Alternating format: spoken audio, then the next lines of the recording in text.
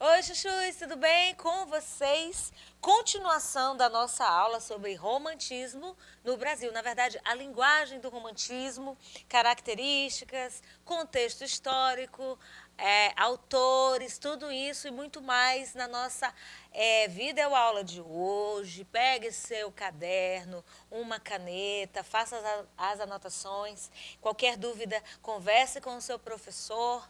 Vamos avançar. Eu trouxe aqui um poema, né? Já disse, né? Literatura sem poema, sem citações, é impossível. E o nome desse poema é Meu Anjo. Gente, eu acho esse termo assim tão meloso, quando alguém me chama assim, meu anjo, eu acho tão bonito, mas é bem doce. Então, meu anjo. Meu anjo tem o encanto, a maravilha da espontânea canção dos passarinhos. Tem os seios tão alvos, tão macios, como o pelo sedoso dos arminhos. Triste de noite na janela a vejo, e de seus lábios o gemido escuto. É leve a criatura vaporosa, como a frouxa fumaça de um charuto. Parece até que sobre a fronte angélica, um anjo lhe depôs coroa e nimbo. Formosa vejo, assim, entre os meus sonhos, mais bela no vapor do meu cachimbo. Como vinho espanhol, um beijo dela entorna ao sangue a luz do paraíso, da morte num desdém, num beijo vida, e celestes desmaios num sorriso. Mas quis a minha sina que seu peito não bastasse por mim nem um minuto, que ela fosse leviana e bela, como a leve fumaça de um charuto. Álvares de Azevedo escreveu este poema aqui, que faz uma mistura de sensualidade, charuto, coisas angelicais, né? Uma mistura aqui. Então, olha só. Neste poema, nós temos a descrição de uma mulher, né? O corpo da figura feminina. A ideia da sensualidade, ele fala dos seios. O modo sugestivo e indireto, né? Embora ele fale dessa sensualidade, é uma coisa bem sugestiva, uma coisa bem, como eu diria, discreta. Comparação da mulher com o vinho, o cachimbo e o charuto. Olha só. Vinho, cachimbo e charuto. E depois, um ser angélico. Então, aqui eu tenho um dualismo e pessimismo em relação ao amor. Então, aqui, nós temos uma época marcada pelo pessimismo, pelo tédio, pela presença da morte. Uma coisa assim bem sombria. É o que nós vamos ver agora. Aqui nós temos a segunda geração romântica. Naquela aula anterior, eu falei da exaltação da natureza, falei da figura do índio. Ali eu tenho uma época, que é a primeira geração, onde o tema central era aquele, o índio, a natureza. Aqui não. Aqui eu tenho uma geração que tem como característica mais centrada outra coisa. Esse idealismo, mas voltado para o pessimismo. Publicação da obra Poesia, tá? De Álvares de Azevedo, marca o início da segunda geração, tá bom? Nessa fase houve influência do poeta britânico George Gordon Byron. Ele faz essa publicação falando do seu sofrimento. Isso porque os escritores absorvem um estilo de vida boêmio, noturno, além do pessimismo romântico presente na literatura do Byron. Então, aqui ele tem, o Álvares de Azevedo, o pessoal dessa época, uma influência desse escritor, tá bom? Então, aqui nós vamos falar do início dessa fase, o contexto histórico, claro, óbvio, características e os autores principais. Então, olha só, segunda geração romântica no Brasil também é chamada de ultrarromântica. E ainda o mal do século. Por quê? Muita morte, mortes precoces, vocês vão ver, autores morreram muito cedo. Principais temas dessa fase são morte, amor não correspondido, tédio, insatisfação e pessimismo. Então, eles não tinham assim, um olhar positivista. Positivista não é a palavra certa. Positivismo é outra coisa, mas eu quero dizer assim, esse olhar positivo, de que tudo vai dar certo, aquela idealização que a gente fala no início do romantismo, aquilo que a gente idealiza, na verdade, na maioria das vezes, é aquilo que a gente deseja, que a gente quer. Aqui, essa idealização já é pautada no pessimismo. Então, quem é o Lord Byron, né? O nome dele é George Gordon Byron, poeta britânico, romântico inglês, terminou por influenciar vários autores, lembrados a partir do termo spleen, que significa tédio, mau humor e melancolia. O amor não correspondido, a descrença, a associação da morte como solução era comum em vários desses escritos. E nesse caso aí, muitos jovens nessa época aí, influenciados por esse tipo de literatura, no caso do byronismo, né, chamada, se suicidaram, buscaram solução para os seus problemas, dando cabo à própria vida. Olha esse poema aqui do Lord Byron, presta bem atenção. Uma taça feita de um crânio humano. Leiam comigo. Não recues, de mim não foi-se o espírito. Em mim verás, pobre caveira fria, único crânio que, ao invés dos livros, só derrama alegria. Vivi, amei, bebi, qual tu, na morte. Arrancaram da terra os ossos meus. Não me insultes, empina-me, que a larva tem beijos mais sombrios que os teus. Mas vale guardar o sumo da parreira do que ao verme do chão ser pasto vil. Taça, levar dos deuses a bebida, que o pasto do réptil. Que este vaso onde o espírito brilhava, vá nos outros o espírito acender. Ai, quando um crânio já não tem mais cérebro, podeis de vinho o encher. Bebe, enquanto ainda é tempo, uma outra taça, quando tu e os teus fordes nos fossos. Pode do abraço te livrar da terra, e ébria, folgando, profanar teus ossos. E por que não? Se no correr da vida, tanto mal, tanta dor aí repousa. É bom, fugindo a podridão do lado, servir na morte, enfim, para alguma coisa. O quê? O que sobra aqui nesse poema? Pegar o crânio e tomar uma taça, servi-lo como taça de vinho. É um poema pessimista, fala dessa não correspondência do amor, quando ele fala que a larva vai ter os beijos sombrios, né? Ele também fala desses beijos sombrios da pessoa amada. A morte é a solução, né? E ela a pessoa morta vai servir para alguma coisa, oferecendo o seu crânio, né, para ser uma taça, né, para servir de taça de vinho. Uma coisa bem mórbida, gente. Uma coisa assim bem, eu não posso dizer doida, né, mas assim uma coisa bem interessante para esse período aí vivido. Como nós sabemos que o contexto histórico influencia muito, vamos lá. Nas décadas de 1850 e 1860, houve o quê? Uma ruptura com o exagerado idealismo em relação ao nacionalismo.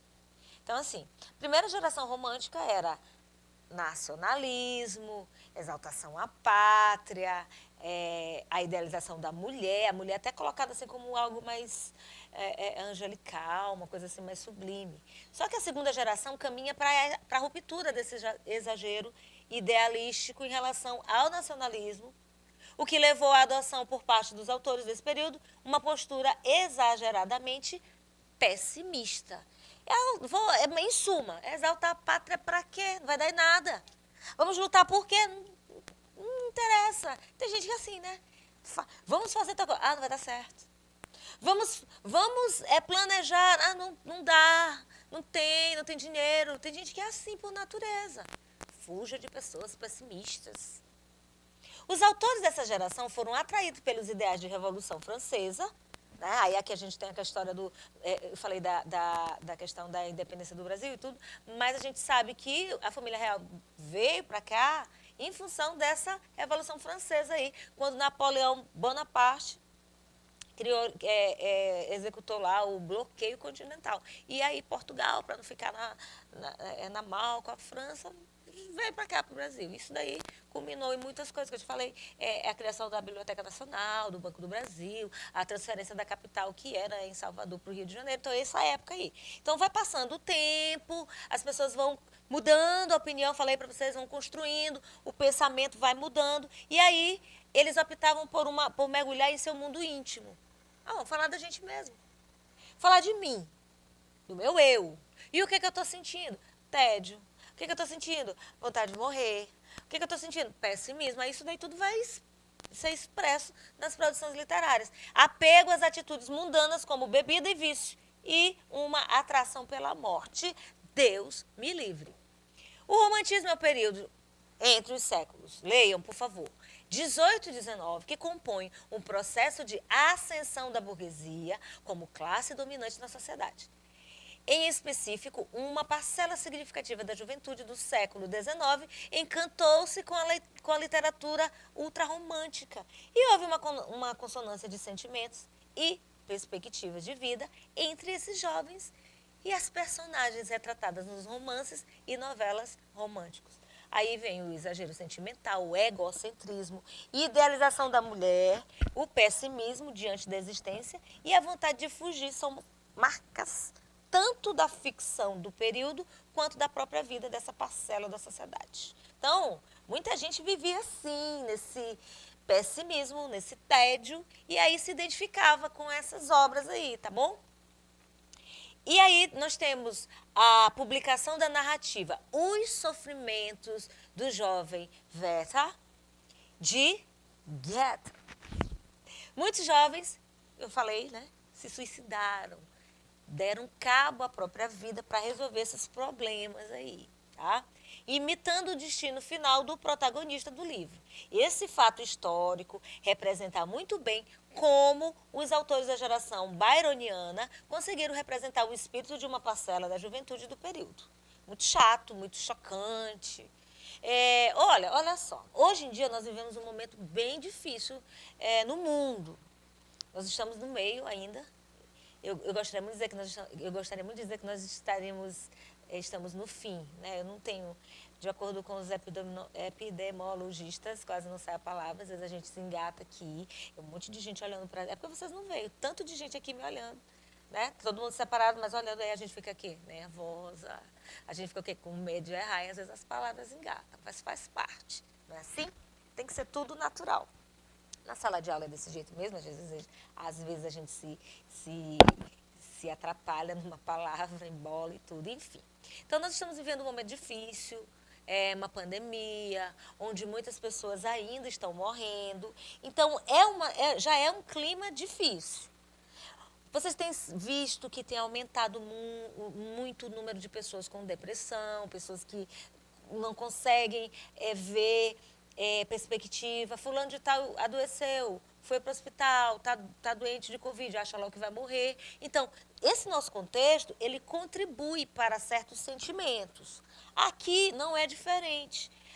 Essa publicação da obra faz com que alguns jovens se identifiquem por questões pessoais. Ninguém sabe por que uma pessoa entra nesse clima de tédio, de morbidez, de culto à morte. É muito complicado falar disso. Então, as características dessa segunda geração são profundo subjetivismo, não muito diferente da primeira, né? O subjetivismo é uma característica romântica, que só que tem uma coisa mais centrada, mais concentrada. Sentimentalismo exacerbado, principalmente sentimentalismo em relação à morte, ao pessimismo. Egocentrismo e individualismo, eu acima de tudo. Fuga da realidade, é característico do que é muito idealizado.